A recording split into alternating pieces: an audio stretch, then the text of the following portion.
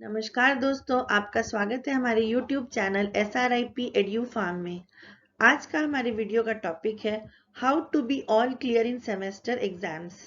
इसमें हम आपको 6 की पॉइंट्स बताएंगे जो कि श्योरिटी देंगे आपको 100% सक्सेस एग्जाम्स के लिए। अगर आप हमारा ये YouTube चैनल पहली बार देख रहे हैं तो आप इसको सब्सक्राइब ज़रूर करें और साथ ही साथ बेल आइकॉन को प्रेस करें जिससे कि हमारे जो भी हम वीडियोस अपलोड करते हैं वो उनका नोटिफिकेशन आपको मिलता रहे। तो सबसे पहला पॉइंट हम डिस्कस करेंगे वो ये है कि आपको अपने पूरे सिलेबस को अपनी नोट कॉपी में अपनी ही हैंडराइटिंग में कलरफुल पेन्स के साथ लिखना है। ये हम क्यों करने के लिए कह रहे हैं, वो इसलिए कि जब आप पूरा सिलेबस लिखेंगे, यूनिट वाइज लिखेंगे, तो उस यूनिट के अंदर जो भी कंटेंट है वो क्योंकि आप एक बार पूरा लिख लेंगे तो वो आपको याद रहेगा। वो मैं आपको एक एग्जाम्पल के साथ आगे बताती हूँ। ये एग्जाम्पल के लिए हमने एक सिलेबस यहाँ पर आपके लिए 1 पेज कॉपी किया है।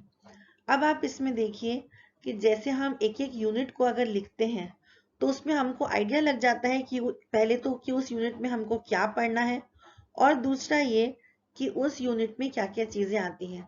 फॉर एग्जाम्पल जैसे साइज रिडक्शन चैप्टर है तो इसमें हमको फैक्टर्स अफेक्टिंग साइज रिडक्शन आते हैं एग्जाम में। और जैसे यहाँ पर मिल्स के नाम दिए हुए हैं, हैमर मिल, बॉल मिल, फ्लूइड एनर्जी मिल, डिसइंटीग्रेटर, तो ये जो मिल्स हैं ये साइज रिडक्शन के अंदर आती हैं, मतलब इसमें साइज रिडक्शन ही होगा। तो ये हमको याद हो जाएगा अगर हम इसको अपने हाथ से लिखते हैं तो।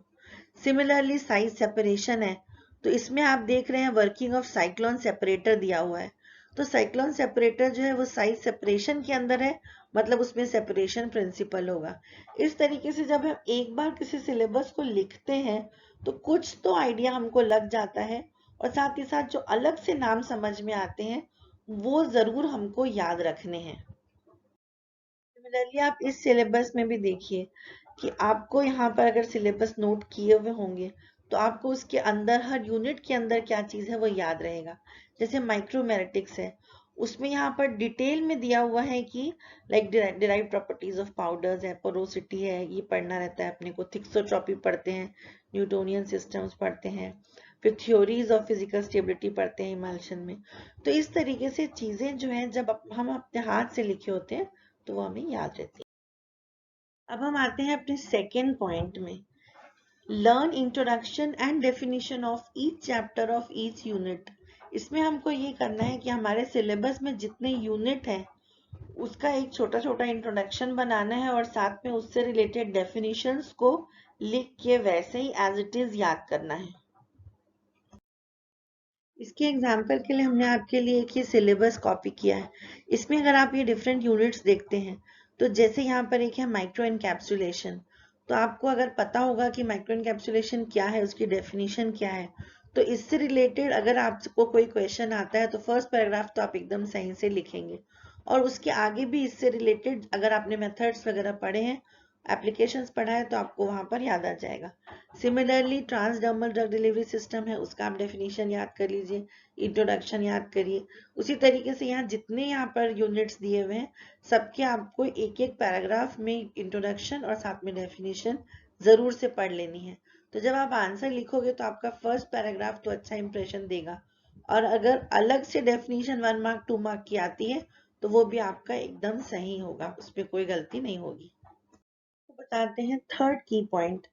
थर्ड की पॉइंट में है always learn name reactions, name methods and anything written with the name of any scientist और something prominent in the syllabus. इसमें यहाँ ये कहने की कोशिश कर रहे हैं अगर कोई भी अलग सा कुछ हमारे सिलेबस में है, जैसे कि फिक्स इक्वेशन दिया हुआ है, तो अपने को वो जरूर से याद करना है, उसको नहीं छोड़ना है। जैसे कि 6 सिग्मा प्रिंसिपल होता है, फिर और भी कई इसी टाइप के नेम रिएक्शंस होते हैं साइंटिस्ट वाले या नेम मेथड्स होते हैं, जैसे कि काउंटर काउंटर मेथड है पार्टिकल साइज इवैल्यूएशन का। तो इस टाइप की जो चीजें हमारे सिलेबस में अगर है तो उसको हम देख लें और पहले से हाईलाइट कर लें, वो तो जरूर एग्जाम में पूछे जाते हैं। वो अगर आपने कर लिया है तो आपके वो भी मार्क्स जो है वो 100% आएंगे, उसमें आपसे गलती नहीं होगी। आप हमारे साथ इस वीडियो में बने रहें। अभी आपको हम 3 और इम्पोर्टेंट पॉइंट्स बताने वाले हैं।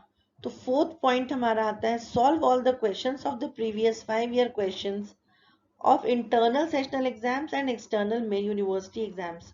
इसमें हमको ये ध्यान रखना है कि पिछले 5 साल के जो पेपर ना केवल हमारे मेन यूनिवर्सिटी एग्जाम्स के हैं, बल्कि साथ ही साथ जो सेशनल एग्जाम्स के भी पेपर हैं वो भी लाइब्रेरी में मिल जाते हैं। उनको भी लेके जो क्वेश्चंस बार बार रिपीट हुए हैं उसको हम अपने नोट्स में हाईलाइट कर लें और उनको जरूर से प्रैक्टिस कर लें।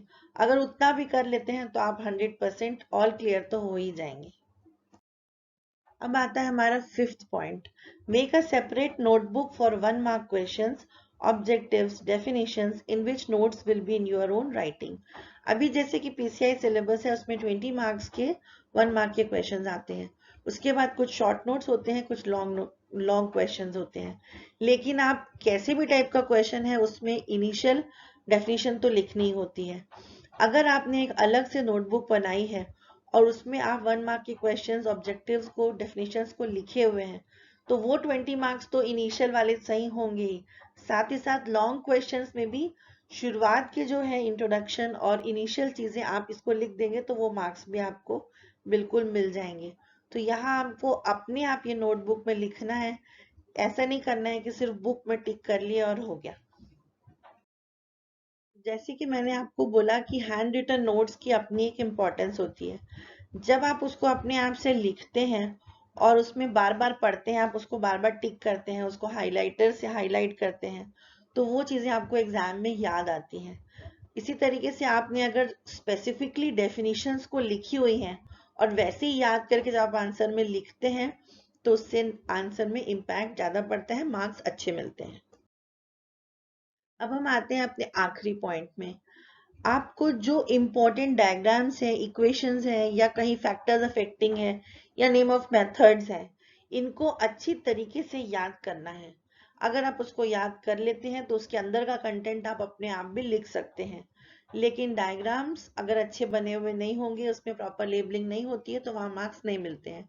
ये उन बच्चों के लिए बहुत बेनिफिशियल है जिनको कि लिखने में प्रॉब्लम होती है, लैंग्वेज की प्रॉब्लम होती है, लंबे लंबे आंसर्स नहीं लिख पाते हैं। तो एटलीस्ट इतना भी अगर लिखा हुआ हो तो जो एग्जामिनर है वो आपको पास कर देगा, वहां पर आप रुकोगे नहीं।